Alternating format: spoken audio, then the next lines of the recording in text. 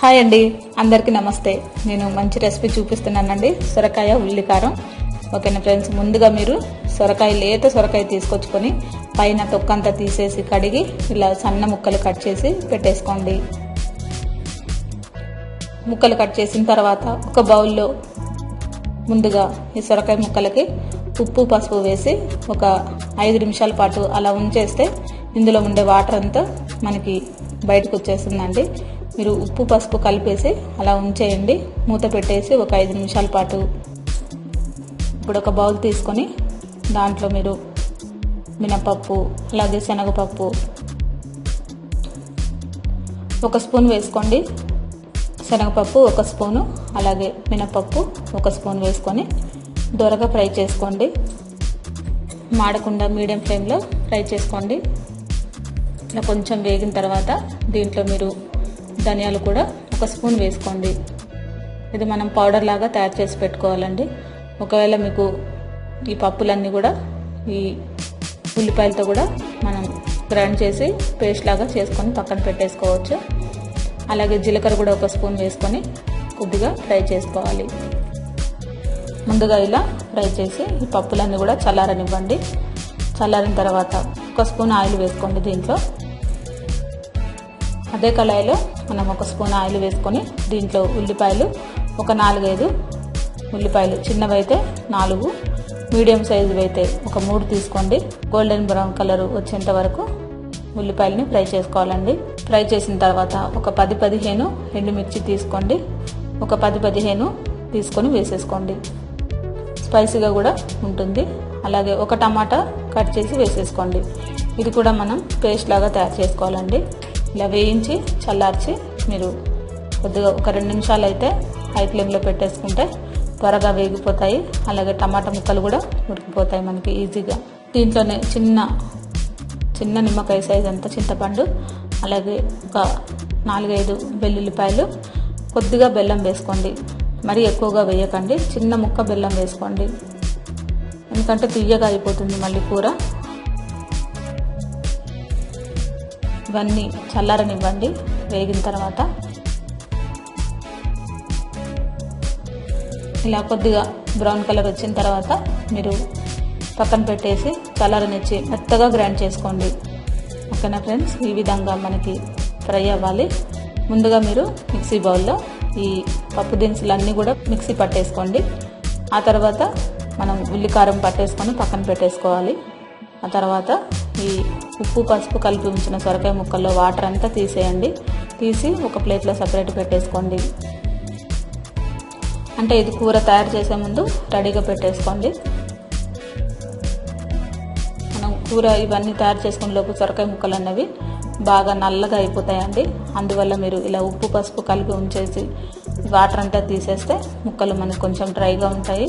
Curry కూడా అంతగా water లాగా అవ్వకుండా ఉంటాయి. ఇప్పుడు కళాయి పెట్టేసుకొని దాంట్లో ఒక 2-3 స్పూన్లు ఆయిల్ వేసుకోండి.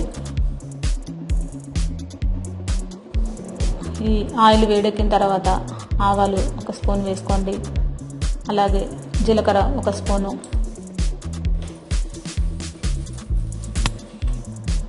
ఇవి కొద్దిగా వేగిన తర్వాత పచ్చిమిర్చి ఒక 2-3 కట్ చేసి వేసేసుకోండి. ఇది మీకు ఇష్టమైతే వేసుకోవచ్చు పచ్చిమిర్చి, లేదంటే అవాయిడ్ చేయొచ్చండి. ఇవన్నీ కొంచెం ఫ్రై అవ్వనివ్వండి.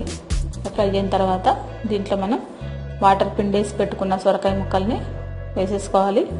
వేసిన తర్వాత దాదాపు మనం ఒక 10 నిమిషాల పాటు మూత పెట్టేసి లో ఫ్లేమ్లో అలా ఉంచేస్తే ముక్కలన్నీ కూడా మెత్తగా ఉడికిపోతాయి.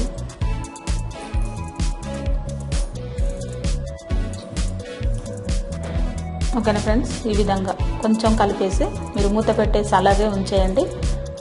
ఒక 10 నిమిషాలు మనం మీడియం ఫ్లేమ్లో కానీ లో ఫ్లేమ్లో కానీ ఉడికించుకోవాలి.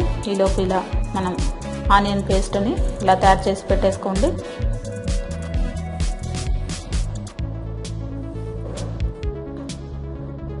మధ్య మధ్యలో కలుపుతూ సొరకాయ ముక్కలు ఉడికాయో లేదో చూసుకుంటూ ఉండండి. మనం ఉప్పు ముందుగా వేసాం కాబట్టి కొంచెం టైం పడుతుందండి సొరకాయ ముక్కలు ఉడకడానికి. మీరు కానీ ఉప్పు వేయకుండా ఉడికించుకుంటే తొందరగా ఉడికిపోతాయి సొరకాయ ముక్కలు అన్నవి. మనకి ఉడకడమే టైం పడుతుందండి. ఒక 10 నిమిషాలు లో ఫ్లేమ్లో పెడితే సొరకాయ ముక్కలు ఉడికిపోయాయంటే కర్రీ రెడీ అయిపోయినట్టే. చూసారు కదా, ఈ విధంగా చూడండి ఉడికాయలేదో మధ్య మధ్యలో చూస్తే మీకు అర్థమవుతూ ఉంటుంది. చూసారు కదా, ఇప్పుడు కంప్లీట్గా మనకి ముక్కలన్నీ ఉడికిపోయాయి. ఇప్పుడు మనం తయారు చేసి పెట్టుకున్న పేస్ట్ని దీంట్లో వేసేసుకోవాలి. ఉల్లిపాయలు, టమాటా, ఎండుమిర్చి, అలాగే చింతపండు, వెల్లుల్లిపాయలు, కొద్దిగా బెల్లం వేసి పెట్టుకున్నాం. మనం ఇందాక ఫ్రై చేసి పెట్టుకున్న పేస్ట్ని దీంట్లో వేసేసుకోవాలండి. చాలా సింపుల్, మనం ఏం పెద్ద ఐటమ్స్ ఏం వేయట్లేదు. మనం ఉల్లి కారం అన్నాం కాబట్టి మెయిన్ పేస్ట్ అన్నమాట ఇది తయారు చేసి పెట్టేసుకొని ఇందులో కలిపేసుకొని చివరిగా మనం కొద్దిగా ఉప్పు కూడా వేసేసుకుందామండి. దీంట్లో ఉప్పు మనం కొద్దిగా వేసాం కాబట్టి స్టార్టింగ్లో మరికొంత ఉప్పు కూడా పడుతుంది. మరి చింతపండు కూడా ఎక్కువగా వేసుకోకండి. చిన్న నిమ్మకాయ సైజు కంటే కొంచెం తక్కువ వేసుకోండి, ఎందుకంటే మనకి పుల్లగా అయిపోతుంది కర్రీ అన్నది. జాగ్రత్తగా చూసి వేసేసుకోండి. పేస్ట్ కలిపిన తర్వాత మనం మిక్సీ పట్టుకున్న పొడిని కూడా దీంట్లో వేసేసుకోండి. ఒక 2-3 స్పూన్లు వేసేసుకోండి. మనకి ఇప్పుడు ఇది వేసిన తర్వాత కర్రీ రెడీ అయిపోయినట్టే అండి. ఎక్కువసేపు ఉడకాల్సిన ఏం పనేం లేదు. మీరు కావాలంటే కొద్దిగా అక్కడక్కడ కొంచెం నీళ్లు చల్లేసి ఒక్కసారి మూత పెట్టేశారంటే ఈ పచ్చివాసన అన్నది కంప్లీట్గా పోయి ముక్కలన్నిటికి కూడా ఈ గ్రేవీ అన్నది పడుతుందండి. ఒక 5 నిమిషాలు మూత పెట్టేసి అలా ఉంచేయండి. ఓకేనా ఫ్రెండ్స్, ఈ విధంగా మనకి కర్రీ రెడీ అయిపోయింది. చివరిలో కొత్తిమీర వేసేసుకొని మీరు ఈ కర్రీని వేడి అన్నంలోకి తినేయచ్చు. అలాగే పూరీలోకైనా, రోటీలోకైనా, మనకి పుల్కాలోకైనా చాలా బాగుంటుందండి. మనకి పరోటాలు చేసుకుంటాం కదా ఆయిల్ లేకుండా, అటువంటి ఈ పరోటా కూడా చాలా బాగుంటుంది. మీరు ఒకసారి ట్రై చేసి చూడండి ఈ సొరకాయ ఉల్లి కారాన్ని. ఓకేనా ఫ్రెండ్స్, మీ అందరికీ కనుక ఈ వీడియో నచ్చినట్లయితే లైక్ చేయండి, షేర్ చేయండి, సబ్స్క్రైబ్ చేయండి. లైక్స్ మాత్రం తప్పకుండా చేయండి ఫ్రెండ్స్. ఓకేనా ఫ్రెండ్స్, మంచి కామెంట్ కూడా పెట్టండి. అందరికీ వెరీ థ్యాంక్ యూ అండి. నా రెసిపీస్కి మరింత సపోర్ట్ చేయాలని కోరుకుంటున్నాను ఫ్రెండ్స్. ఓకేనండి, అందరికీ వెరీ థ్యాంక్ యూ అండి.